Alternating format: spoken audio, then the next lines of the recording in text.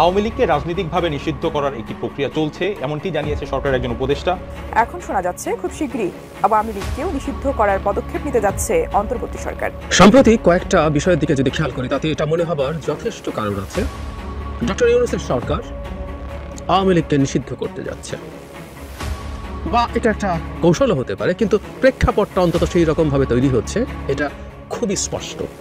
আমাদের সরকারের পক্ষ থেকে আওয়ামী লীগের কবর রচনা হতে যাচ্ছে কাগজপত্র। আমাদের তার ভয়ে আমার গ্রামে পথ চলতে হবে, এই বাংলাদেশ করলাম আমরা।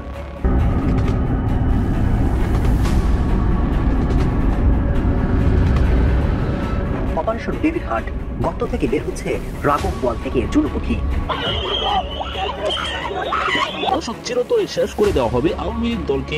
আওয়ামী লীগের কোন নেতাও বাংলাদেশে রাজনীতি করতে পারবে না, তাদেরকে দেখে দেখে গ্রেপ্তার করা হচ্ছে। ইতিমধ্যে কঠিন ঘোষণা দিয়েছেন ডক্টর মোহাম্মদ ইউনূস সহ সমন্বয়করা, এমনকি উপদেষ্টারা যেভাবে বলছেন আওয়ামী লীগকে কিভাবে শেষ করা হবে, এই ভিডিওতে চাঞ্চল্যকর তথ্য রয়েছে।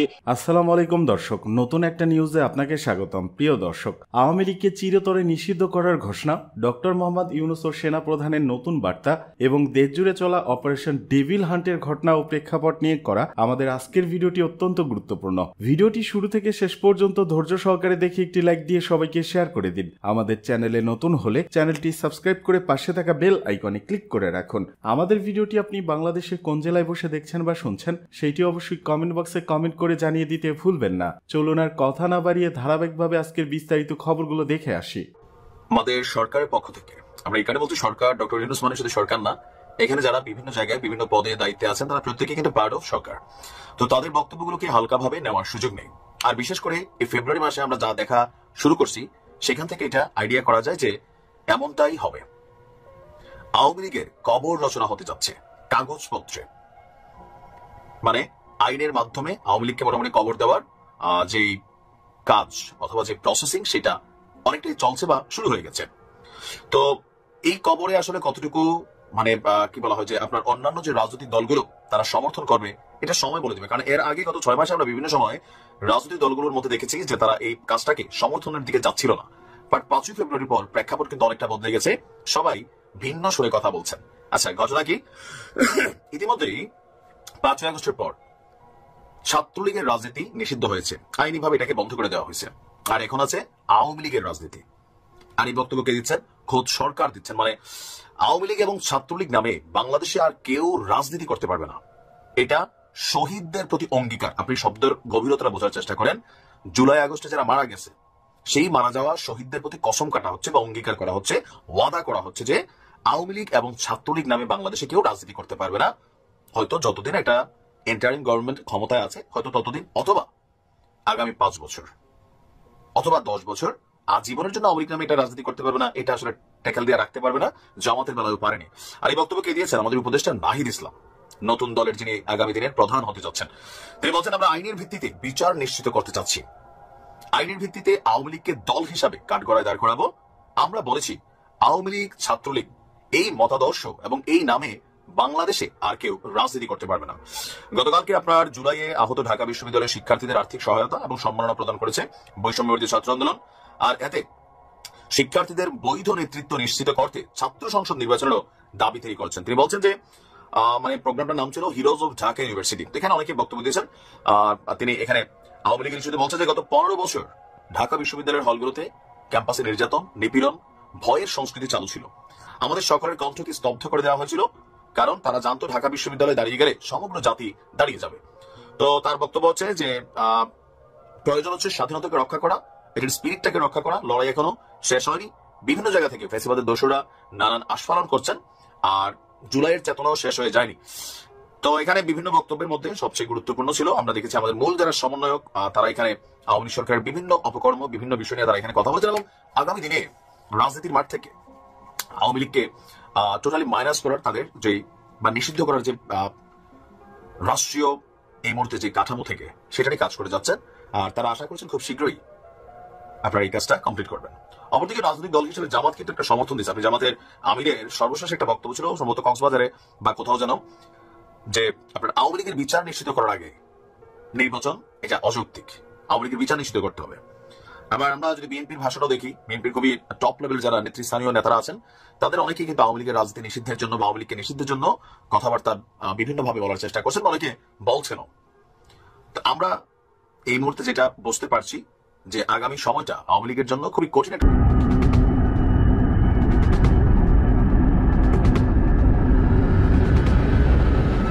অপারেশন ডেভিড হান্ট, গর্ত থেকে বের হচ্ছে রাঘব বোয়াল থেকে চুনোপুঁটি। সারা দেশে অপরাধীদের ধরতে সেনাবাহিনীর নেতৃত্বে যৌথ বাহিনীর অভিযানে রাতভর চলে সাঁড়াশি অভিযান। আটক হচ্ছেন লুকিয়ে থাকা থেকে প্রকাশ্যে সন্ত্রাসী কর্মকাণ্ড চালানো একাধিক নেতা। ঘোষণা দেওয়া হয়েছে প্রয়োজনে গর্ত থেকে অপরাধীদের বের করা হবে। শেখ হাসিনা দেশ ছাড়লেও দেশকে অশান্ত করতে তৎপর রয়েছে আওয়ামী লীগের নেতাকর্মীরা। বিশেষ করে ধানমন্ডি থেকে গাজীপুর সহ দেশের বিভিন্ন স্থানে লুটপাট সহ ছাত্র আন্দোলনের নামে যারা নৈরাজ্য চালাচ্ছে তাদের খুঁজে বের করবে সেনাবাহিনী। সেনাপ্রধান জানিয়ে দিয়েছেন আর ছাড় নয়। সেনাবাহিনীর পরিকল্পনা অনুযায়ী এই অভিযান হবে ডেভিলদের বিরুদ্ধে, কঠোরভাবে দমন হবে নৈরাজ্য। সেনাপ্রধান জানিয়ে দিয়েছেন সন্ত্রাসী সে যে দলেরই হোক, ছাড় নেই।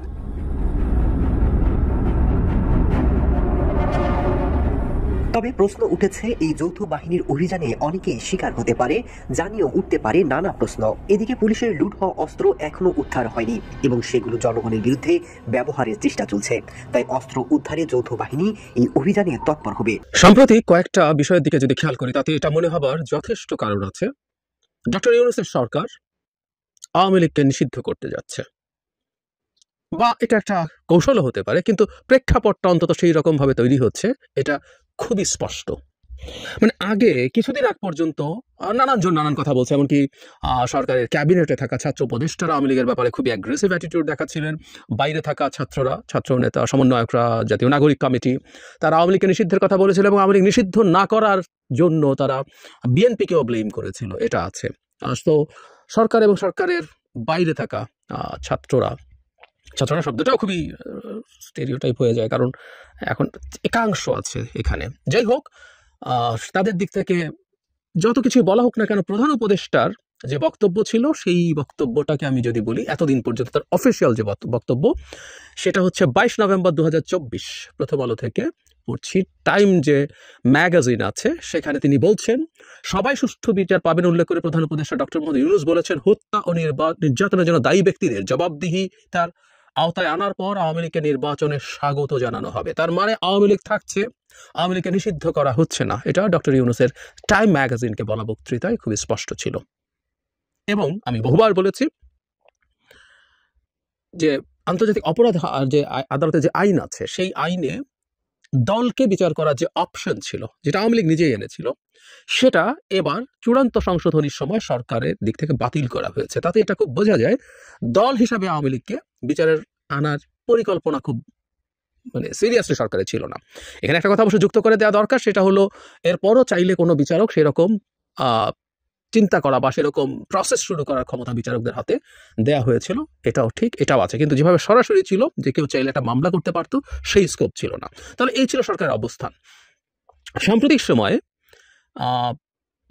কয়েকজন বক্তব্য আমি একটু দেখি। জনাব আসিফ মাহমুদ, সরকারের দিকটা আগে একটু দেখি। আসিফ মাহমুদ বলছেন, আওয়ামী লীগকে নিষিদ্ধ করার ব্যাপারে শিগগিরই পদক্ষেপ নেবে সরকার। গতকাল জনাব নাহিদ ইসলাম বলেছেন, আওয়ামী লীগ ও ছাত্রলীগ এই নাম ও মতাদর্শ নিয়ে আর রাজনীতি করতে পারবে না। উনি বলছেন, আমরা বলেছি আওয়ামী লীগ ও ছাত্রলীগ এই মতাদর্শ এই নামে বাংলাদেশের রাজনীতি করতে পারবে না, এটি আমাদের শহীদদের প্রতি অঙ্গীকার। এর কয়েকদিন আগে খুবই কিউরিয়াসলি বিএনপির একজন গুরুত্বপূর্ণ নেতা জনাব সালাউদ্দিন আহমেদ একটা মন্তব্য করেছিলেন। এটা একটু প্রেক্ষাপটটা বলে রাখা দরকার। যখন আওয়ামী লীগকে নিষিদ্ধের আলাপ আসলো শেখ হাসিনার পতন এবং পলায়নের পর, তখন বিএনপি কোনো রাজনৈতিক দল নিষিদ্ধের পক্ষে না, এই ধরনের একটা মন্তব্য করেছিল এবং সেটা নিয়ে প্রচুর রিয়াকশন, প্রচুর ক্রিটিসিজম যখন শুরু হয়, তারপর বিএনপি তার এই বলাটা পাল্টে ফেলেছিল এভাবে। তখনও তারা বলেনি যে আওয়ামী লীগকে বিচার করে নিষিদ্ধ করতে হবে, তখন তারা এভাবে বলতো যে জনগণই আওয়ামী লীগের ব্যাপারে সিদ্ধান্ত নেবে এবং জনগণ যে সিদ্ধান্ত নেবে সেটাই হবে। এটা পলিটিক্যাল পার্টিগুলোকে বহু সময় বহুভাবে হিসেব নিকেশ করে কথা বলতে হয়। এবং একটা জিনিস আমাদের মাথায় রাখতে হবে, যে দলটা ক্ষমতায় যাওয়ার সম্ভাবনা খুব স্পষ্ট বা খুব ক্লিয়ারলি দেখা যাচ্ছে, সেই দলের বিভিন্ন ইস্যুতে পলিসি, আর যে দলটা ক্ষমতায় যাচ্ছে না তার বক্তব্য দুটো একই রকম না। ধরুন আওয়ামী লীগকে আমি এই করে ফেলবো, ভারতকে আমি সেই করে ফেলবো, এই কথাগুলো ক্ষমতার বাইরে থাকা একটা দল বলে তার কিছু ভোট অ্যাট্রাক্ট করতে পারে, কিন্তু সে জানে যে সে ক্ষমতায় যাবে না, সুতরাং এই ব্যাপারগুলো বাস্তবে সে করলো কিনা সেই পরীক্ষাটা হয় না। কিন্তু যেই দল ক্ষমতায় যাওয়ার জন্য ফাইট করে, ক্ষমতায় যাওয়ার প্রবাবিলিটি আছে, আর এই মুহূর্তে তো বিএনপির এটা প্রায় 100% নিশ্চিত, সেই হিসাবে তাকে এমনভাবে কথা বলতে হবে যেটা সে রক্ষা করতে পারে। সুতরাং আওয়ামী লীগ থাকা না থাকার সাথে অনেক জিওপলিটিক্যাল হিসাব নিকাশও আছে। আমি এর আগেও কয়েকটা ভিডিওতে বলেছি, আমাদের ছাত্র উপদেষ্টা আসিফ মাহমুদ একবার একটা ভার্সিটিতে প্রোগ্রামে, Jahangirnagar if I am not wrong, ওখানে তিনি বলেছিলেন যে দূতাবাসগুলোর চাপ আছে আওয়ামী লীগ নিষিদ্ধ না করার ব্যাপারে। আসিফ বা নাহিদ কেউ একজন বলেছিলেন। তো সুতরাং আমরা বুঝতে পারি যে আওয়ামী লীগ থাকবে কি থাকবে না এটা শুধুমাত্র আমাদের সিদ্ধান্ত না, এটার জন্য চাপ আছে, নানান রকম তৎপরতা আছে। ভারত তো আছেই, আমরা ভারতকে সরিয়ে রাখি। কিন্তু সালাউদ্দিন আহমেদ 5 ফেব্রুয়ারি বললেন আওয়ামী লীগ বাংলাদেশের রাজনীতি করতে পারবে না। ওনার বক্তব্যটা এরকম, আওয়ামী লীগ নামে বাংলাদেশে রাজনীতি করতে পারবে না এই দলের নেতাকর্মীরা, সে আওয়াজ উঠাচ্ছি। আমরা আওয়ামী লীগের এই গণহত্যা ও মানবতা বিরোধী অপরাধের জন্য রাজনৈতিক সংগঠন হিসেবে বিচার দাবি করছি। মজার ব্যাপার, গতকালই আমরা জানি অনেকে আমাদের প্রধান উপদেষ্টার সাথে দেখা করতে গিয়েছিলেন বিএনপির 3 সদস্যের একটা প্রতিনিধি দল, নানান ইস্যুতে মূলত নির্বাচন নিয়ে আলাপ হয়েছে, কিন্তু সেখানে একটা রিটেন স্টেটমেন্ট বিএনপি তার কাছে হস্তান্তর করেছে। কিন্তু সেটা খুবই ইন্টারেস্টিং হচ্ছে, বিএনপির মহাসচিব এখন বলছেন আওয়ামী লীগকে দল হিসাবে বিচারিক প্রক্রিয়া আনার আহ্বান।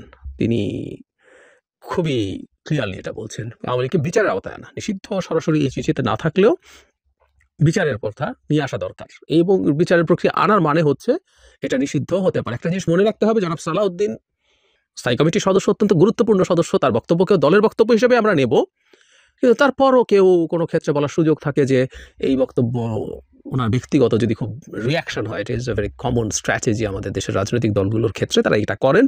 কিন্তু গতকাল যখন অফিসিয়াল স্টেটমেন্টটা দিয়েছে, সেখানে এটা অফিসিয়াল বিএনপি স্টেটমেন্ট, যেটা মহাসচিব স্বয়ং হস্তান্তর করেছেন আমাদের প্রধান উপদেষ্টার কাছে। এত কিছু বলে প্রেক্ষাপট তৈরি করার উদ্দেশ্য হচ্ছে, গতকাল প্রধান উপদেষ্টাও এমন ইঙ্গিত দিয়েছেন বলে আমি মনে করি, যাতে আওয়ামী লীগ নিষিদ্ধ হতে যাচ্ছে এই রকম একটা ইন্টারপ্রিটেশন করা যায়।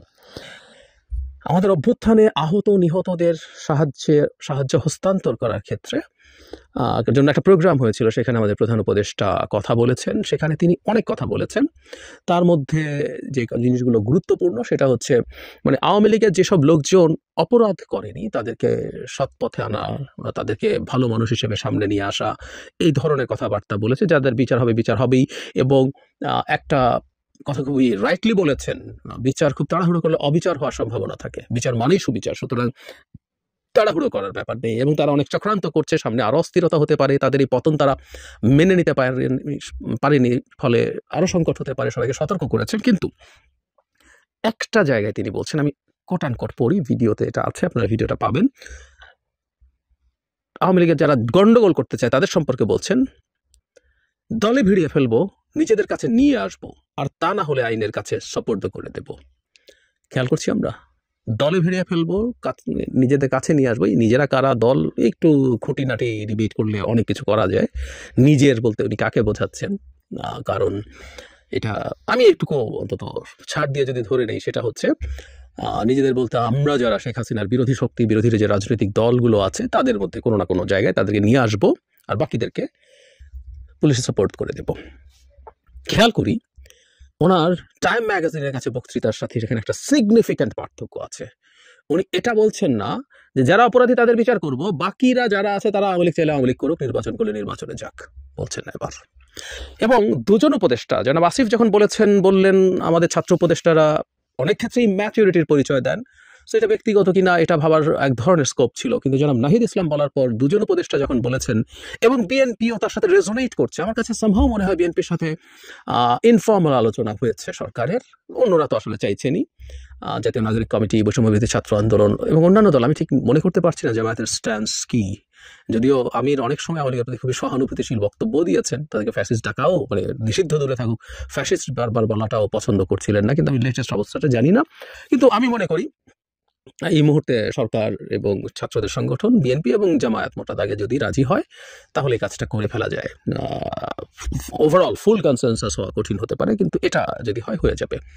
তো বিএনপিরও এই মন্তব্য এবং আজকে অফিসিয়ালি মানে গতকাল অফিসিয়ালি মন্তব্যটা আমাদেরকে গুরুত্বপূর্ণ ইঙ্গিত দেয়।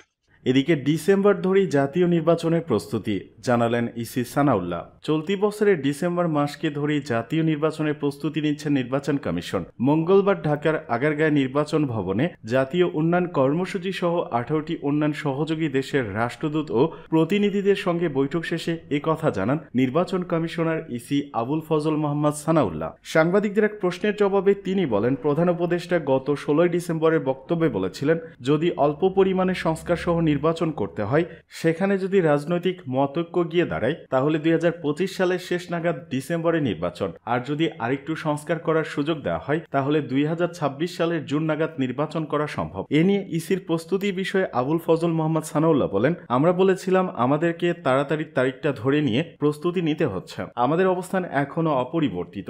আমরা ডিসেম্বরকে ধরে নিয়ে আমাদের প্রস্তুতি গ্রহণ করছি। আমাদের ভিন্ন প্রস্তুতি নেই। একটি প্রস্তুতি জাতীয় নির্বাচন, তবে জাতীয় নির্বাচনের আগে স্থানীয় নির্বাচন করার বিষয়ে সরকারের অনুরোধ এলে তখন ইসি বিষয়টি সম্ভব কিনা বিবেচনা করতে পারে বলে মনে করেন তিনি বলেন, অতীতের অভিজ্ঞতায় দেখেছি 5 স্তরের স্থানীয় নির্বাচন করতে হলে 1 বছরের মতো সময় লাগে। আমাদের সব স্থানীয় সরকার প্রতিষ্ঠান অকার্যকর হয়নি, কিছু হয়েছে। এই কন্ডিশনাল বিষয়গুলো নিয়ে স্পেসিফিক টাইমলাইন দেওয়া সম্ভব নয়। আমরা ধারণা করি সরকার তো আমাদের হাতের টাইমগুলো বিবেচনায় নেবে এবং তারা যদি মনে করে জাতীয় নির্বাচনকে কোনো একটা টাইমে ফ্রেম করে তারপর কতটুকু অনুশীলন করা যায়, তার এই সিদ্ধান্ত নেবে। জাতীয় নির্বাচন ব্যাহত হয় এমন কিছুর বিষয়ে কমিশনার সজাগ থাকবে। নির্বাচন কমিশনার মোহাম্মদ সানাউল্লাহ বলেন, স্থানীয় সরকার নির্বাচন কতটুকু হবে, কোন কোন ইনস্টিটিউটে হবে, সে সিদ্ধান্ত নেবে সরকার। তখন আমরা বলতে পারবো এটা জাতীয় নির্বাচনকে প্রভাবিত করবে কি করবে না, তার আগে বলা সম্ভব না। জাতীয় ও স্থানীয় নির্বাচন একসঙ্গে করা যায় কিনা ওনারা জানতে চেয়েছিলেন। আমরা বলেছি